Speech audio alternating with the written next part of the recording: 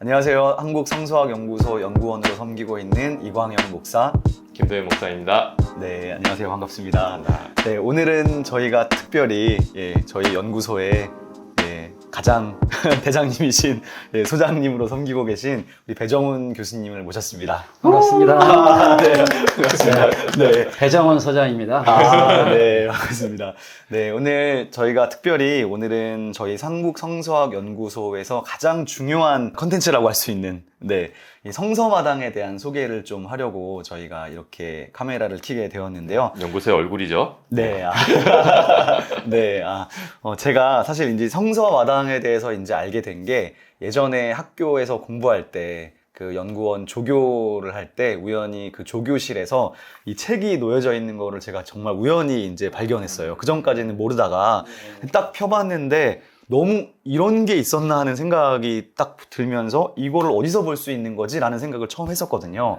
그래서 이런 좋은 개간지가 있는데도 많은 신학생도 잘 모르고 또 많은 목회자분들도 모르는 것 같아서 그게 참 안타까웠었는데, 그래서 오늘 이제 이 성서마당이 어떤 건지를 좀 소개해 드리려고 이렇게 나오게 됐습니다. 목사님, 성서마당이 나온 지가 얼마나 됐나요? 성서마당의 역사가 굉장히 오래됐죠. 아, 그런 거였습니까? 92년 9월에 창간했습니다. 92년이요? 92년 9월. 30년이 넘었네요. 네, 30년 넘었어요. 이 30년. 한국성서학연구소의 역사와 함께한 거라고도 볼 수가 있는데, 거의 초창기에 이 성서마당을 발간을 했고, 그래서 지금 146호까지 요번에 사실 나오게 된 거죠. 네. 이게 얼마에 한 번씩 나오는 거죠? 지금은 개간지로 나오고 있는데, 초창기 때만 해도 이제 격월관으로 나오거나 아니면은 특정한 시기에 어느 정도 글들이 모아졌을 때 내고, 이런 식으로 이제 진행이 됐었죠. 지금은 1년에? 지금은 1년에 4번. 1년에 4번 나오고 있습니다. 개간지로 발행되고 있습니다. 네. 그래서 봄, 여름, 가을, 겨울 몇 월쯤에 보통 나오나요?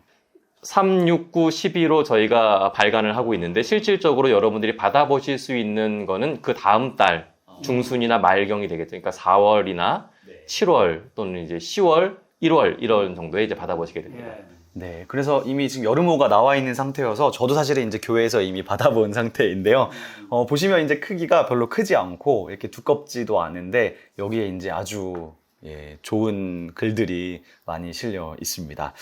일단은 이 성서마당만이 좀 가지고 있는, 왜냐하면 이제 이런 목회자들이 볼 수 있는 기독교 잡지들이 꽤 있잖아요. 그래서 이 성서마당만이 가지고 있는 특징이라고 할까? 그런 것들을 말한다면 어떻게 말할 수 있을지 교수님께서 한번 말씀해 주시면 좋겠습니다. 이 성서마당은 성서를 전문적으로 연구하는 기독교 잡지거든요. 근데 목회를 전문으로 하는 잡지는 많이 있습니다. 그런데 성서를 전문으로 하는 잡지는 많지 않고, 연구소가 특별히 거기에 특성화가 되어 있는 것이 소장과 부소장이 다 구약, 신약, 성서 전문가입니다. 한국의 성서학자들이 어떤 분야의 전문가인지를 잘 파악할 수 있고, 또 필요한 주제에 따라서 어떤 글을 쓸 수 있는지를 정확하게 확인할 수 있도록, 또 목회자들이 읽을 수 있도록 이렇게 돕고요. 그래서 이제 이 성서마당은 목회자들이 설교를 하든지 성경 공부를 할 때에 성경에서 나오는 가장 필요한 것들을 그때그때 전문적이면서도 목회 지향적으로 그렇게 제공하는 잡지라고 볼 수가 있겠습니다. 다른 데서 나오는 잡지들을 이제 가끔씩 보는데, 근데 성서마당은 성서에 특화되어 있는, 그래서 이제 이 안에 들어있는 내용들도 성서에 특화되어 있는 내용들을 중심으로 볼 수 있는 것이다, 이렇게 보면 좋을 것 같은데, 특별히 이제 매 호마다 약간 주제들이 있는 것 같더라고요, 교수님. 그래서 이번 호는 주제가 어떻게 되나요? 이번에 여러분들이 이제 2023년도 여름호가 나왔거든요. 이거를 잘 보시면은 저희들이 성서마당을 얼마나 정성스럽게 만들었는지를 확인할 수 있을 겁니다. 특별히 최근에 가장 중요한 이슈가 이단이거든요. 신천지, JMS. 그래서 이단으로부터 교회와 성도를 보호하기 위해서 이번에 이단을 정했습니다. 이단하면 이제 근본적으로 구약과 신약에 나오는 이단. 그래서 구약에서는 이번에 십계명을 통해서 이단이 어떤 것인가를 정리하고, 또 신약에서는 아주 최근에 이단 전문가로 오랫동안 활동하시다 은퇴하신 김정은 교수님, 여러분 딱 보시면 신약의 이단을 딱 계보로 이렇게 볼 수가 있습니다. 근데 그것만이 아니라 이번에는 여러분 특별히 신천지 박사라고 할 수 있는 양영주 목사님이 신천지에 성서해서 또 이단 전문기관인 현대종교 편집장께서 JMS 여러분이 인터넷이나 다른 데서 볼 수 없는 상세한 얘기들도 들을 수 있겠고요. 또 빅데이터로 이단교회 신자들을 분석한 이야기 그런 것까지 우리가 참고해서 목회에 굉장히 도움이 됩니다. 그리고 이제 이런 주제만이 아니라 이제 목회를 위해서 우리가 자료가 제공되는데 이번에 이제 심리학으로 읽는 족장들의 가족들, 잠언에 나타난 국가, 또 이걸 최근에 소천하신 팀 켈러 목사님이 하셨던 그 하나님을 위한 변증, 그리고 이제 여러분 특별히 목회자들을 위해서 서평을 통해서 이런 글들을 또 간접적으로 접할 수도 있고 또 난해 구절들을 선정해서 간단한 설교도 할 수 있도록 돕고 아마 여러분들이 이 책을 읽으시면은 참 필진들이나 연구소가 얼마나 정성스럽게 목회를 염두에 두면서 전문적이고도 세심하게 연구했는지 아마 알게 될 것입니다. 네, 제가 그래서 이번에 보니까 일단 처음 접하시는 분들을 위해서 이제 보여드리면 크게 이런 순서로 보통 진행이 되더라고요. 이번 이제 2단이 주제인데 주제로 읽는 성서라고 해서 이제 구약학자이신 윤동영 교수님이 구약과 관련된 얘기를 이제 해주시고 또 신약은 김정훈 교수님이 해주시고 그리고 또 역사신학 교수님이신 이상조 교수님이 또 교회사에서 나타나는 그런 주제로 일단 성경을 좀 이야기해주고 그 다음에 두 번째는 설교를 위한 성서 연구 파트가 있는 거죠. 성서와 목회라고 해서 또 그런 주제가 하나 있고 또 성서와 시대 그리고 난해 구절 말씀하신 것 같은 그런 것들이 있는데 이제 이거를 이제 편집하시고 또 모든 작업을 해주신 분이 이제 김도현 목사님이 고생 많이 해주셨는데 네 저는 사실 이걸 또 보면서 여기 이제 이 그림이라고 할까요? 네, 요거를 또 항상 고르시는데 굉장히 많은 이제 고민을 하시는 걸 제가 옆에서 지켜봤는데 이번에는 이게 어떤 의미를 담고 있는 건가요, 목사님? 사실 글을 쓰시는 분들이 사실 제일 고생을 많이 하시죠. 네, 네. 그 글을 가장 아름답게 담기 위해서 이제 저희 편집진은 노력을 하는 거고요.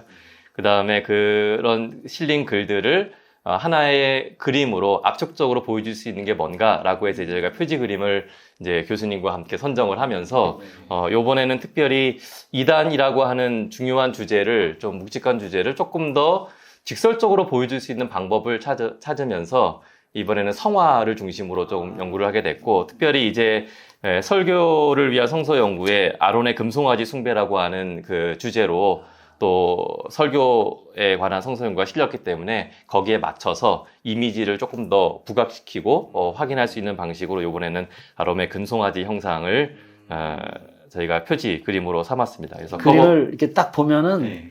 이 책이 뭐가 이번엔 뭘 다루는구나 금방 알 수가 있는 것 같아요. 네, 네. 저도 지금 앞에만 봤을 때는 뭐지 했는데 이 다 보니까 딱 알겠네요. 그것도 금송아지가 얘기를 해줘야 될 있어가지고. 것 같아요. 그래서 이 네. 성서마당의 그림은 항상 앞면만 보시는 게 아니라 뒷면을 같이 보셔서 펼쳐야 전체 그림이 나올 수 있습니다. 물론 책 안에 보면 전체 그림이 소개가 되어 있기는 합니다. 되어 있긴 하지만 이런 시각적인 효과를 통해서 이게 무엇을 가리키고 있는지를 뒤를 통해서 확인할 수 있는 이제 그런 시각적인 효과도 사실 노렸다고 볼 수가 있겠습니다.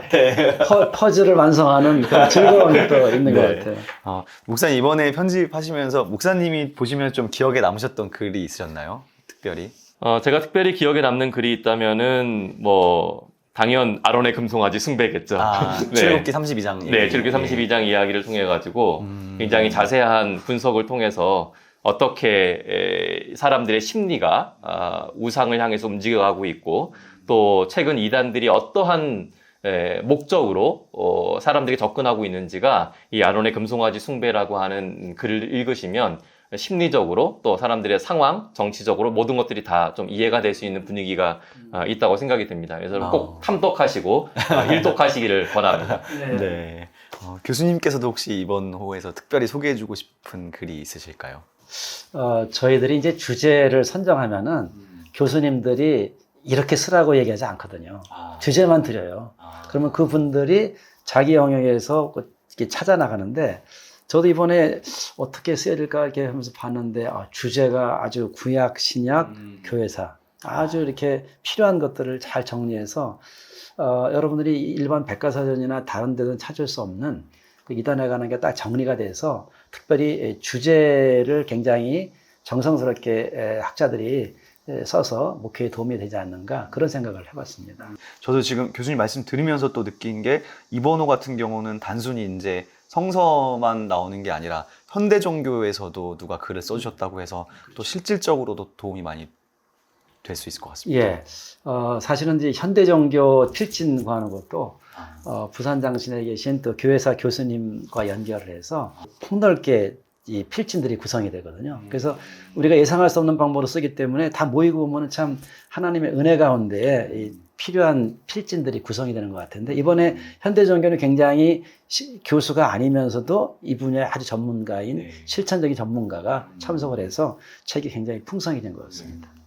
그래서 이 성서마당의 역사가 30년 정도 됐다고 이야기해 주셨는데요. 과어로 같은 것들도 있나요? 지금 그러니까 출력되어 있는 걸로? 그렇죠. 저희가 과오로는 이미 다 보관을 하고 있고, 그래서 한번 보시면은 이게 이제 가장 처음에 나온 성서마당 창간호입니다. 이런 창간호예요? 네, 창간호 1호인데 소식지처럼 이렇게 한 4장 분량으로 처음에는 시작을 했습니다. 그렇게 한 2달에 한 번, 3달에 한 번 이렇게 출판을 하다가 그 다음에 이제 신창간호라고 해서 책자 형태로 2005년 3월부터 책자 형태로 이제 발간이 됩니다. 요때부터 이제 격월간지로 승격이 되면서 다양한 내용을 조금 더 많이 이렇게 담기 시작을 했던 거죠. 첫 창간호가 나오고 나서 얼마쯤 지나서 그게 나온 건가요? 그럼? 약 한 92년 이후에 2005년이니까 13년?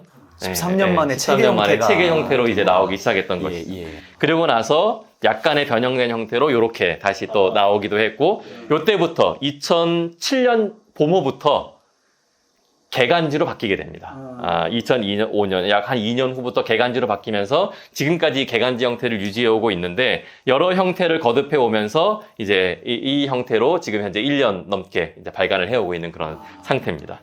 네, 네, 역사가 정말 깊고 또 계속해서 빠지지 않고 쭉 나왔던 거라는 거잖아요. 그렇죠. 네. 네. 그게 이제 대단한 저력이라고 볼 수가 있는 거죠. 네, 굉장한 역사가 있는 성서마당이 아닌가 싶습니다. 마지막 이제 광고 또 하겠습니다. 예. 네. 그러면 목사님 마지막 광고해 주실 것이 혹시 있으신가요? 네, 성서마당을 저희가 이제 매 개간할 때마다 주제를 만들어서 주제를 정해서 이 개간지를 내고 있는데, 주제를 굉장히 신중하게 또 정하고 목회에 도움이 될 수 있고 또 현 상황을 읽어낼 수 있고 시대에 부합하는 주제를 만들어내고 있는데, 여러분들도 언제든지 주제를 신청하실 수 있습니다. 댓글로나 또는 이메일을 통해 가지고 이런 주제를 좀 다뤄주십시오라고 하는 것들이 있으시면 언제든지 여기게 말씀해 주시면 저희가 그것들을 다 감안해서 편집회의를 통해 가지고 잘 반영하도록 그렇게 하겠습니다.